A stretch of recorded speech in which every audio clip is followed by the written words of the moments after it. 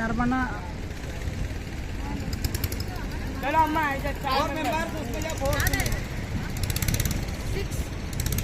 నర్మదా నది పైన బ్రిడ్జి ఇది.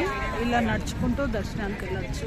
ఇలాగే బోట్లో నుంచి అటువైపుకు వెళ్ళి నడుచుకుంటూ వెళ్ళచ్చు. మేమందరం బోట్ కోసము వెయిట్ చేస్తున్నాము. ఇదిగోండి, మనిషికి 100 రూపాయలు తీసుకుంటారు. బోట్లో ఆడతారు.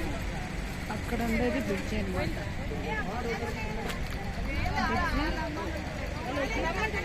డ్యామ్, పెద్ద డ్యామ్.